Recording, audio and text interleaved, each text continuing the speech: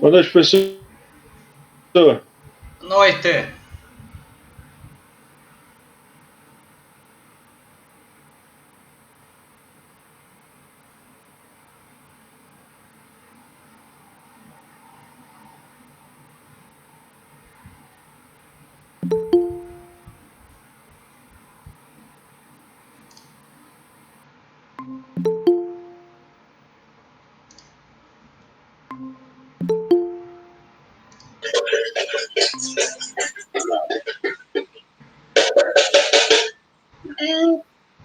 E esse mocinho aí? Quem é esse mocinho aí? É um novo aluno. Opa, aí sim, hein? Tudo bem? Beleza? Ah, professor. Tchau, professor. Tchau. E aí, meu? Vai estudar? Ah, maravilha, hein? É o Neto. Neto. Aí sim, hein, Neto? Professor. Opa, boa noite. Bem, Emerson? Ô, Rafael, Oi? tem até o dia 18 para entregar aquelas atividades, né? Aham, até o dia 18. Tá. Sem falta. Boa noite, professor. Boa noite, pessoal. Não, eu vou entregar. É. Quem que me chamou? Boa noite, professor. Emerson. Opa, Emerson, tudo bem? Tudo bem? Boa noite, turma. Tudo bem?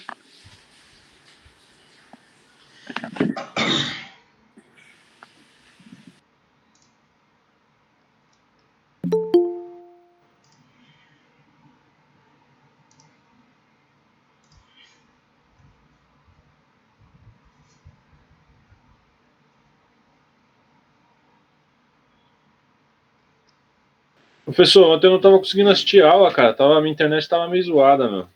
Até mandei mensagem no WhatsApp do senhor aí para poder avisar, meu. Mas você viu o vídeo depois ou não? Então, eu esperei o senhor postar, né? Aí hoje eu tava trampando, mas eu vou ver de novo. É que eu tava. Não sei se você viu, toda hora eu tava entrando e saindo da sala. A internet tava oscilando aqui, meu. Não, eu não reparei. Mas eu vou assistir de novo. Aqui hoje eu não tive tempo de assistir, mas eu vou. Acho que amanhã eu tô mais tranquilo, amanhã eu consigo assistir. vá nos melhores momentos depois. Beleza. Valeu, pessoal.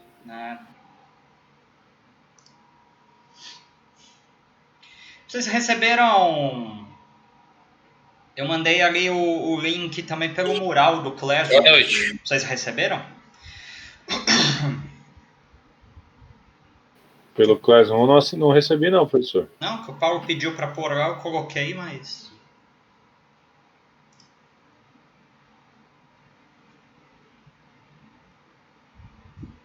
Ah, não, recebi aqui agora. Acabei de ver. Tá certo. Eu também recebi, professor, pelo Classroom. Tá bom, obrigado.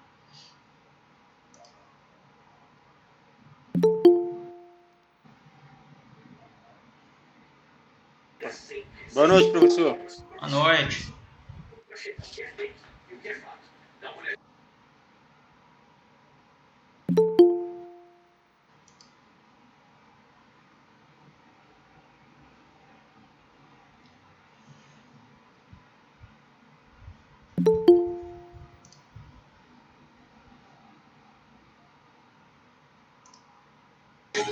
Penúltimo dia de aula, hein, bicho?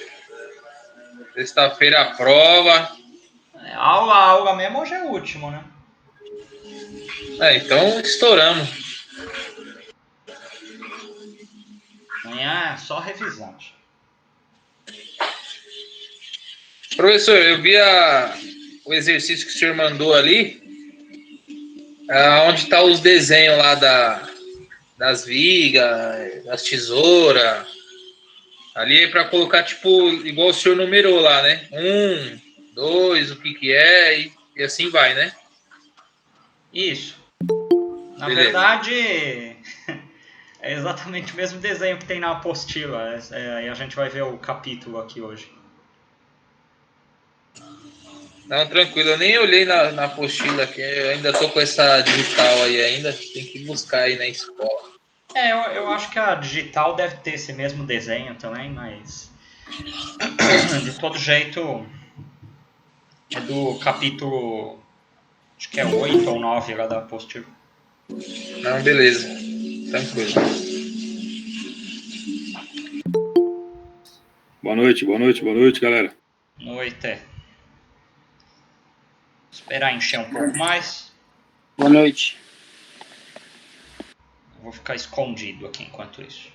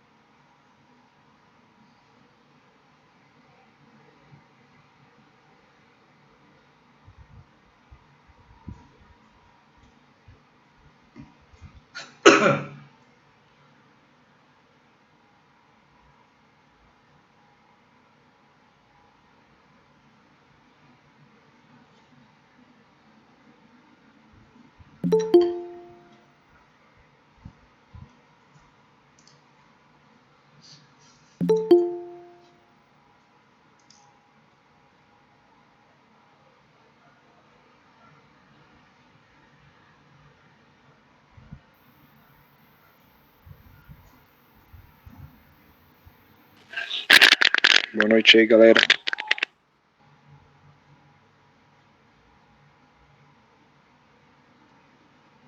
Boa noite.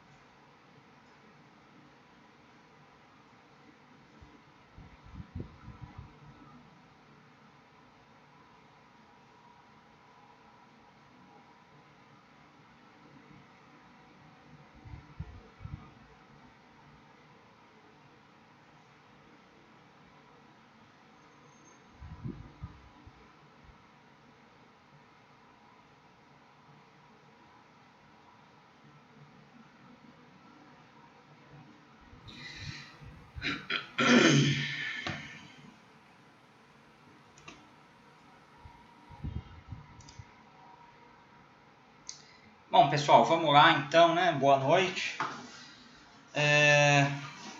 Começando aqui a nossa... que vem a ser a nossa última aula da disciplina, né? De estruturas metálicas e de madeira. Afinal de contas, amanhã é a nossa revisão, né? Para a nossa P2 de sexta-feira.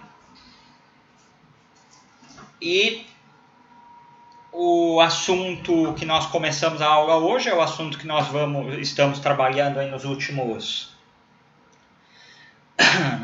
dias, né? Estamos trabalhando aí com a questão da altura da cumieira, comprimento da cumieira, do telhado, o comprimento do espigão, questão de beiral, enfim. Hoje ainda temos aí mais um complemento, né, a fazer da parte de teoria. Então eu vou deixar compartilhado aqui a tela com vocês, que é o que diz respeito aos capítulos 8 e 9 da apostila impressa, mas que não são também tão diferentes dos capítulos da que vocês, alguns aqui têm da digital, né? Mas também não tem problema, a gente acompanha aqui no nosso ritmo, né? Aqui o capítulo 8, que fala das estruturas de apoio, a tesoura propriamente dita de madeira, né? Então a gente vai ver os nomes, né, das peças. Eles estão aqui nesses capítulos. Mas antes, vamos fazer a correção do exercício que ficou faltando, né? O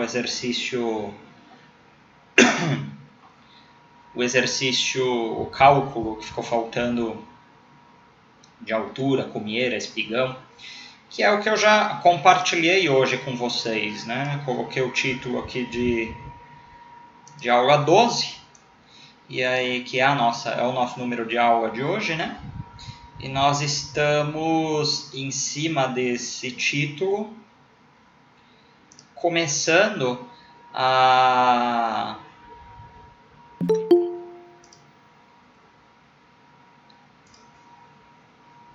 aula de hoje, justamente com essa correção desse exercício que ficou faltante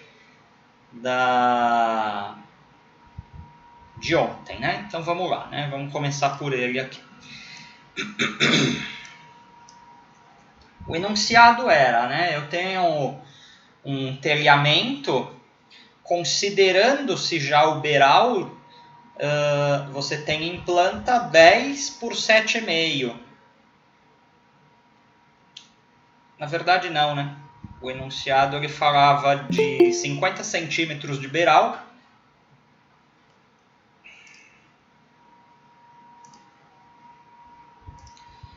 e falava que esse lado aqui era 9 e esse outro lado aqui 6,5. 50 centímetros de beiral é aquilo que nós vimos, né? Eu tenho 50 aqui para cima, 50 para baixo, 1 metro, né? 1 metro mais 6,5 dá 7,5. Aí eu até coloquei aqui, com beiral. E do outro lado a mesma coisa, né? Se aqui eram 9 metros, considerando-se só a alvenaria, acrescentando-se mais 50 centímetros de um lado, 50 centímetros do outro, eu chego em 10 metros com beiral, tá? Então, para efeitos de cálculo que vocês vão ter que apresentar para mim na nossa avaliação de sexta-feira, vocês têm que ficar atentos com essa questão de com beiral, sem beiral, do tamanho do beiral, para você poder fazer o acréscimo sem maiores surpresas, tá? Então a gente tem que ficar atento com essas questões e aí com certeza vocês terão que ter essa melhor percepção aí para não cometerem nenhum erro simples, né? E esse tipo de erro é o tipo de erro que você vai errar o exercício todo. A outra informação que tínhamos, a inclinação do telhado, né? Aqui também em porcentagem, 25%. E aí, a primeira pergunta, que é bem tranquila, bem simples de se responder, é a altura da cumieira, né? A cumieira aqui ligando esses dois pontos, né? Antes de mais nada, a gente usou as bissetrizes aqui, e no momento que elas se tocam, formando-se um ponto, e esses dois pontos que são formados a gente liga. A gente sabe que esses pontos são a cumieira, né? O ponto mais alto do telhamento. Bom, sendo assim, né, a gente vem aqui perguntar a altura, né, dessa cumieira. Fazendo um corte do telhado, represento aqui a minha altura com a letra H, e aqui, bem no eixo do X, na horizontal, sobre a laje, a gente pode imaginar assim, 3,75, né? 3,75, que é a metade de 7,5, né? Como se eu estivesse olhando aqui da direita para a esquerda, ou da esquerda para a direita, tanto faz. E aí você está vendo a cumieira, e num plano horizontal, sobre a laje, os 3,75 metros, que são a metade do lado lá de 7,5. Bom, aqui aplicando-se a fórmula da inclinação, né, da declividade, que nós sabemos, que cada 100... Alguém está falando alguma coisa?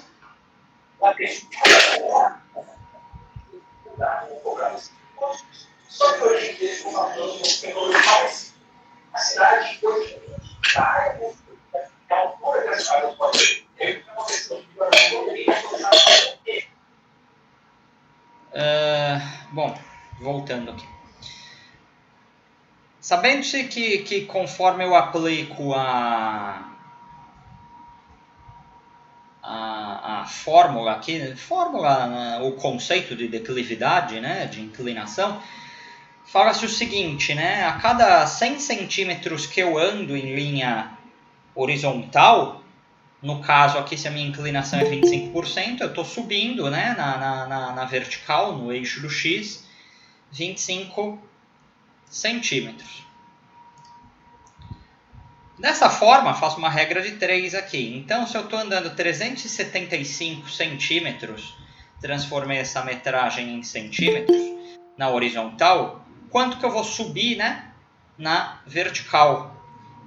E aí, essa já é a minha resposta da minha altura, né, da minha altura de cumieira. Faço essa regra de 3, 100 está para 25, né, assim como 375 está para a altura que eu quero saber. Cruzo, fica 100H, 375 vezes 25, 9.375. O H eu isolo aqui, passo 100 para lá dividindo, dá 93,75 centímetros. Arredondei aqui para aproximadamente 94 centímetros, tá? Para efeito de... A gente tem sempre que pensar no pessoal que está na obra, né? O carpinteiro, equipe de pedreiro, de ajudante, né? armadores, quando a gente estava falando da questão de ferragem, a gente tem sempre que passar as informações e deixar os nossos projetos de uma forma mais didática possível, principalmente para quem está trabalhando em campo, né? Então, eu não vou falar lá para o meu telhadista, para o meu carpinteiro, eu quero uma viga aqui, né? Um pendural de 93,75 centímetros. Eu quero um de 94 ou 95 centímetros, isso não vai mudar muita coisa, né? na prática, né? Mas para efetuação, para o manuseio desse profissional, isso acaba mudando muita coisa, acaba facilitando um pouco a vida dele e facilitar a vida muitas vezes é ganho de tempo, né? E ganhando tempo a gente acaba economizando às vezes em muitas outras coisas. Bom, então eu cheguei aqui na minha altura de cumieira de 94 centímetros.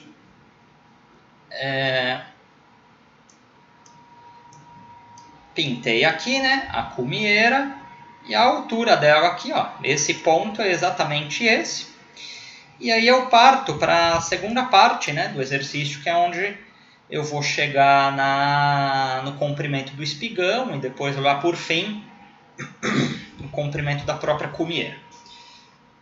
Bom, eu faço essa linha tracejada aqui, que é como se eu estivesse esticando uma linha sobre o telhado já feito.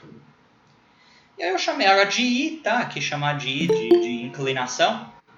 Nos exercícios da aula passada eu chamei de C, mas não importa, né, o nome que você dá, importa o que realmente significa. Que chamei I de inclinado, né, telhado inclinado. Então, esse movimento que eu estou fazendo aqui de baixo, daqui da altura da cumieira até aqui para cima, é exatamente esse movimento aqui, que eu estou fazendo daqui até o beiral, tá? Então, é exatamente a mesma coisa. Aqui vendo em planta, aqui vendo em corte. E aí eu apenas transcrevi as informações que eu já possuo, né, aqui desse triângulo que eu acabo formando, desde aqui da ponta da cumieira até o meu beiral. Essa inclinação que eu chamei de I, aqui a cumieira até o beiral. Esse telhado que continua, ele tem, né, afinal de contas, uma inclinação de 25%. Afinal de contas, nós chegamos nessa altura aqui de 94 centímetros, né? E aí as outras informações que eu tenho, né? A altura, né, desse triângulo aqui, ó, que eu formei, eu estou vendo ele aqui de cima, né? Essa linha tracejada é exatamente esse I aqui, né? E eu apenas estou colocando as informações que nós temos no papel. Então eu coloquei aqui a altura de 94 centímetros e visto em planta, continuo lá sobre a laje, os 3,75 metros. O mesmo que a gente usou lá para poder chegar nessa altura, ele continua aqui. Como se eu não tivesse esse telhamento, né? Eu não tivesse água, não tivesse nada. É como se eu estivesse esticando uma linha sobre a laje, daqui do que será o meu beiral, até onde será a base da estrutura da minha cumieira. Então é o que eu fiz aqui, né? Estou saindo aqui da ponta do beiral até a base da estrutura do que será a minha cumieira. Descubro o I, né, através de Pitágoras. Pitágoras nos fala o seguinte, que a hipotenusa ao quadrado é igual à soma dos catetos ao quadrado. Então eu tenho aqui esse I, que eu chamei de I, ele é justamente a hipotenusa, afinal de contas está oposto aqui aos 90 graus desse triângulo, e é o maior lado desse triângulo retângulo. Então eu tenho aqui I ao quadrado, hipotenusa ao quadrado, igual os outros catetos ao quadrado. Eu deixei tudo em metro já, 3,75 ao quadrado, mais 0,94 ao quadrado. Esse quadrado aqui do I, joguei por outro lado, vira raiz. Tirei o quadrado de 3,75, 3,75 vezes 3,75, igual 14,06. 0,94 vezes 0,94 igual 0,88. Somei os dois aqui, usando os arredondamentos que eu uso, né? Eu costumo usar duas casas depois da vírgula. 14,94, tirei a raiz de 14,94, já arredondando mais uma vez, cheguei num I de 3,87 metros. Ou seja, o que eu estou falando aí? Eu estou falando o seguinte, que aqui do topo da minha cumieira, isso não é só aqui, tá? É em qualquer local aqui da minha cumieira. Do comprimento todo da cumieira até o beiral, e não só para essa água, para outra água também. Não se esqueçam que isso aqui é uma estrutura simétrica, né? Então eu estou falando que aqui do ponto da cumieira até o ponto do meu beiral, isso tanto faz da água que eu estou trabalhando, pode ser aqui no caso ou essa água ou essa outra água, eu tenho exatamente 3,87 metros. Bom, até aí ainda não respondi, né, as outras questões. E aí é onde eu chamei aqui de folha 3, né? Onde nós já vamos ter condições aí de começar a responder as demais questões. A gente, por enquanto, só respondeu a altura da cumieira, né, que é aquela primeira grande questão que a gente responde. Ela já é direta, já é objetiva, já consigo responder ela devido à informação da inclinação do telhamento que eu tenho. E agora as demais, né? E aqui um ponto que eu acho que a gente acaba se confundindo um pouco, né?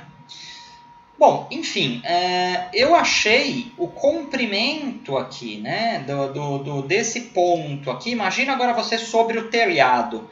Você está andando aqui sobre o telhado, você esticou uma linha da cumieira até o beiral de 3,87 metros. Ela tem que ter 3,87 metros. Agora eu sei que também desse ponto aqui até o vértice do meu telhamento, eu também tenho que ter 3,87 metros. Exatamente isso. Por quê? Porque eu sei que entre o espigão, eu estou vendo, eu não usei esse termo ainda com vocês esses dias, mas eu estava refletindo hoje, talvez para alguns fique mais fácil. Entre o espigão e o beiral, eu tenho esse pano, tá? A gente chama isso aqui de pano, pode se chamar de pano, tá? Talvez fique mais fácil de se entender. Eu tenho esse ângulo aqui de 45 graus. Isso aqui eu estou falando do telhamento feito. Eu já estou aqui com a telha, não importa a telha. Vamos imaginar que seja uma telha romana, aquelas vermelhinhas, igual do desenho que eu estava usando de exemplo no Paint para vocês. Aqui entre o espigão e o beiral eu tenho 45 graus. Por que eu sei que eu tenho 45 graus? Porque eu estou falando que se esse lado é 3,87 e esse outro também tem que ser 3,87, logo eu tenho que ter dois ângulos dentro desse triângulo retângulo de 45 graus, que são esses dois aqui. Não pode ser esse, porque esse aqui é 90 graus, né? Essa linha ela está perpendicular, né? Ou seja, formando 90 graus com a linha do beiral. Com essas informações, eu tenho condições de achar uma outra questão. Eu até pintei aqui de caneta marca-texto, que é o espigão. E também com o auxílio de Pitágoras. O que Pitágoras fala? Mais uma vez, né? Pitágoras fala que a hipotenusa ao quadrado é igual à soma dos catetos ao quadrado.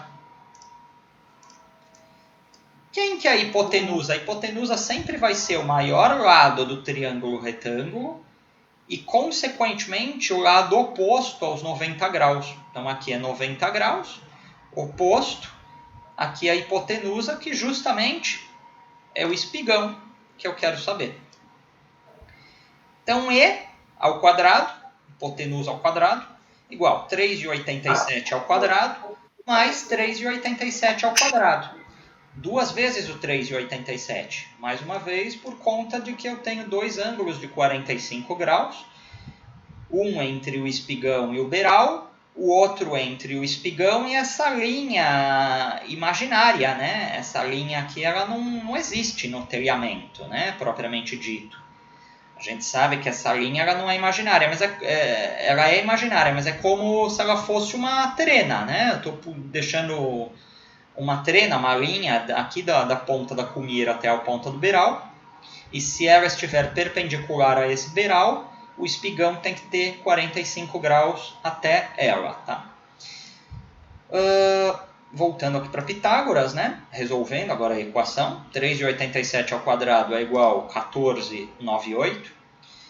Duas vezes, né? 14,98, então duas vezes. Somos 14,98, chego em 29,74. Mais uma vez eu estou usando uma regra de arredondamento com duas casas depois da vírgula, e eu já venho arredondando desde o primeiro cálculo, porque eu gosto de fazer os cálculos parcelados, tá? Eu não gosto de jogar tudo isso de uma vez na calculadora. Muitas pessoas têm o costume de jogar tudo isso de uma vez na calculadora, e eu acho que é aí que mora o erro, tá?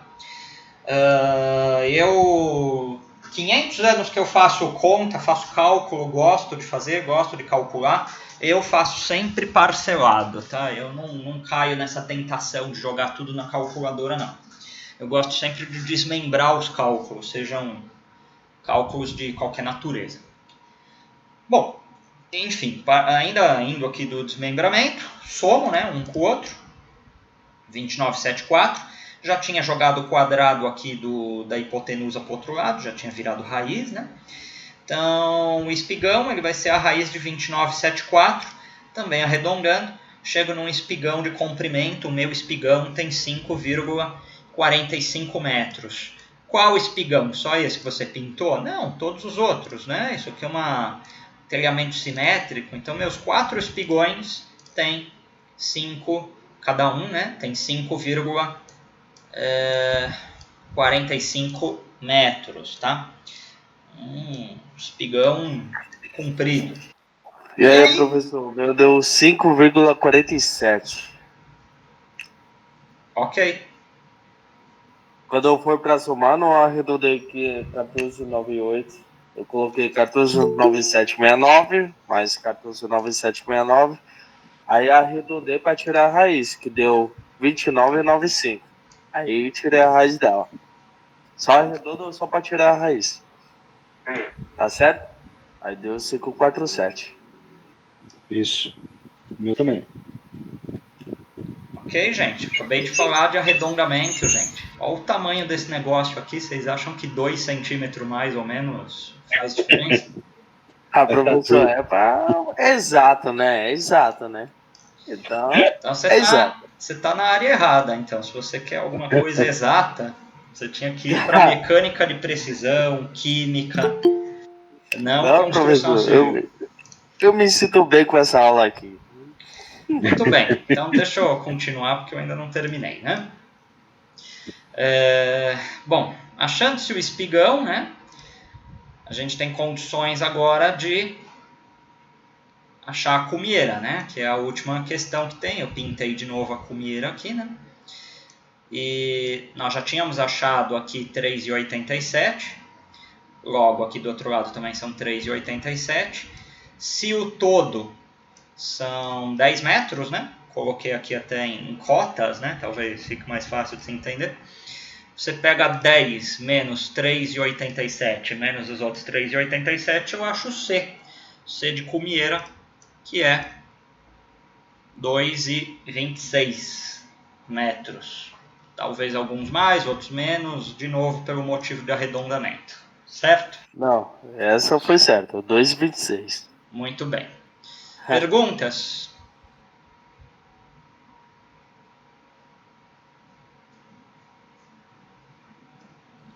Mete o branca.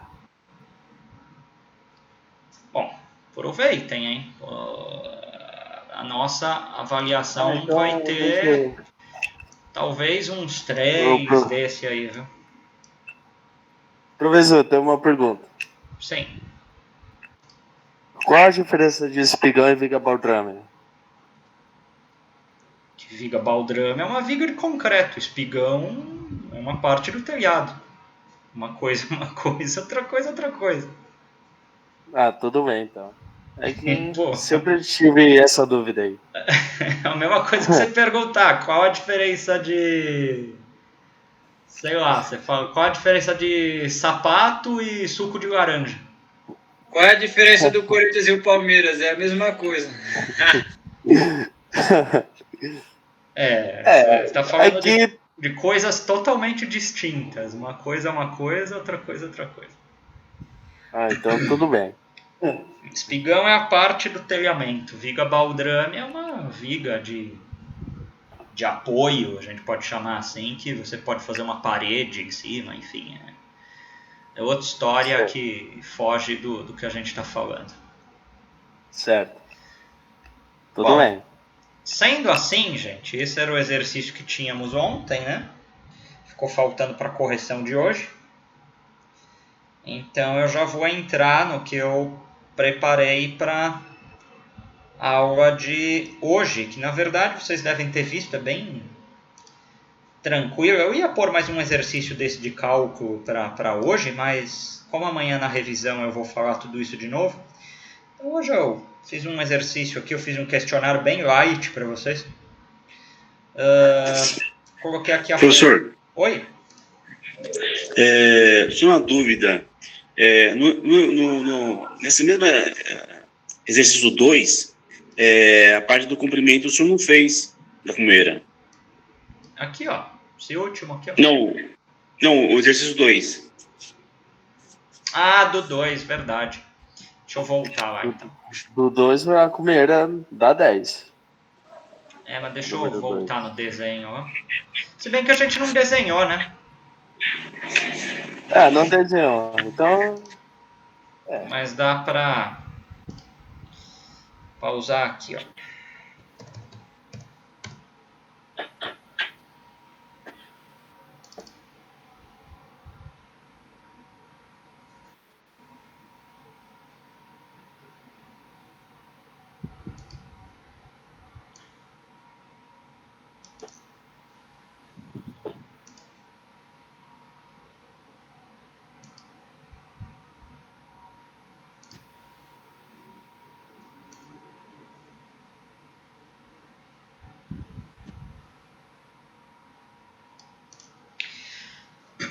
Bom, a gente tinha falado ontem que era um telhado de 2 águas, né? E aqui, essa lateral tinha 10 metros, certo? Ora, se são 2 águas, eu tenho aqui uma água caindo aqui da cumieira para cima, né? Para cima do papel, né? Não esteja caindo água para cima. E da cumieira para baixo, 2 águas. Eu não tenho espigão, né? Num telhado de 2 águas eu não tenho espigão. O espigão ele é justamente um divisor, né? Que separa, ele acaba determinando o tamanho da cumieira e acaba formando outras 2 águas, que são as águas das extremidades, se fosse uma casa nesse formato retangular. Então aqui, por conta do desenho, do esboço, por isso que é legal vocês fazerem o esboço, fazerem o desenho, e eu vou pedir isso para vocês fazerem na avaliação, seja à mão, seja no CAD, seja no Paint, enfim, onde vocês quiserem fazer para vocês poderem entregar. E aí vocês têm condições dessa questão aí do tamanho da cumieira, você só consegue me responder ela graficamente, né? Por quê? Porque se esse beiral e o outro beiral aqui de cima eles têm 10 metros, eles são paralelos à cumieira, logo a cumieira também tem 10 metros. Certo?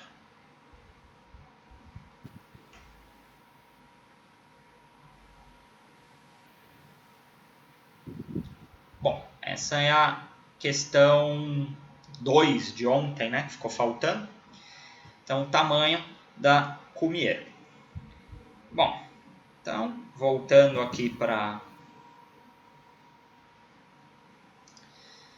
o que eu preparei hoje para vocês. Eu perguntei de alguns elementos da tesoura, né, de madeira, que é ripa, caibro, terça, qual a função deles, né? E já deixei bem direcionado aqui para vocês. Tem um textinho aqui que eu achei legal. A gente vai ler ele junto. E o segundo, né, eu pergunto aqui qual que é o nome das peças da tesoura de madeira, né, descritas nas figuras abaixo, né? Então aí você aí de 1 até 16, se eu não me engano, vocês vão numerar, né, e vão pôr o nome de cada uma delas. E isso nós temos, lógico que nós temos umas mais importantes que outras, né, por exemplo, ripa, caibro, terça, linha, chapuz, enfim, frechal, né, essas aí são mais, e a própria cumieira, né, ela volta aqui, elas são mais conhecidas, né, essas peças. E onde, né, que eu vou ver esses números todos aí também a gente tem de uma forma bem tranquila no que temos aqui exposto na nossa apostila, que é inclusive o que eu vou falar, né, das aulas agora aqui com vocês, que é o que faltou, né, a gente completar, que são as aulas da apostila impressa, né, a do e-book. Eu não sei como que está a numeração dos capítulos, mas também são capítulos parecidos. É o capítulo 8 e 9, né? Capítulo 8, aqui a introdução dele, né? Tá falando de cobrimento, ou seja, a gente começa aqui no capítulo falar a respeito do telhamento, né? Então, assim, até agora, vejam só, né? O que nós fizemos até agora? Nós fizemos o cálculo para mostrar graficamente como que vai ser uma altura de telhamento, como que vai ser comprimento dos elementos que eu tenho sobre o telhado, imaginando-se um telhado de 4 águas como a quantidade máxima de águas que nós estamos trabalhando aqui, mas lembrem-se que não é amarrado apenas com 4 águas. Eu posso ter telhado de 5, 6, 7, inúmeras águas, e isso depois vocês, ao continuarem os estudos na área de construção, vocês vão ver como que a gente chega nisso. Também pelo método das bissetrizes, tá? Não tem muito segredo. Mas aí tem novos elementos que nós encontramos, né? Que o principal, que foi até objeto da nossa aula, acho que é a aula 9, se eu não me engano, se chama água furtada ou rincão, né? Que é como, ele tem a mesma função do espigão, tá? Mas o espigão eu não tenho acúmulo de água, né? Afinal de contas, ele é um ponto que é mais alto do que os panos de água. Agora, uma água furtada, um rincão, ele é mais baixo do que os panos de corrimento da água, então ele acaba funcionando como uma calha. Enfim, isso a título de curiosidade, a gente inclusive viu aqui os desenhos em outras aulas, mas é mais a título de curiosidade mesmo. Quando a gente fala de cobrimento, o capítulo aqui é um pouco repetitivo, porque ele repete coisas que nós já vimos, né, que são as funcionalidades que um telhamento tem que ter, e aí eu cito aqui os principais, né? Novamente a impermeabilidade, né? O telhado tem que ser impermeável, né? É uma das funções do telhamento, né? Nada pior do que eu ter um telhado que goteja dentro, né? Um telhado que não é impermeável. Ele não está tendo a sua função, né? Ele não está estanque, né? A gente pode usar esse termo de estanqueidade, né? Ele não está vedado, né? Enfim, qualquer adjetivo que vocês conheçam aí para passamento ou não de água, de fluido de um ambiente para o outro, vocês podem colocar esse adjetivo, né? Ou seja, em grande resumo, novamente, né, uma das principais funções do telhamento é que ele seja impermeável, ou seja, não pode passar água de um ambiente para o outro. Ele tem que ter uma resistência, né, suficiente para solicitações e impactos, claro, né, afinal de contas, senão vira uma casa lá dos 3 porquinhos, né, bateu o vento, voou, né. Ela tem que ter uma resistência às intempéries, principalmente chuva, principalmente vento, né? Falando-se a nível de Brasil, né? Novamente aquela questão que nós somos profissionais da área de construção, mas não só para o meio que vivemos, né? Mas para, às vezes, trabalhar em algum local que tem outros impactos ambientais que não tenham na nossa cidade de origem. Mas, enfim, a grosso modo, um telhamento, claro, ele tem que ter uma resistência suficiente para solicitações, né, impactos. Então, a gente pode entender isso como as intempéries. Possuir leveza, né, aí fala aí com peso próprio e dimensões que exijam menos densidade de estruturas de apoio. O que está dizendo aí?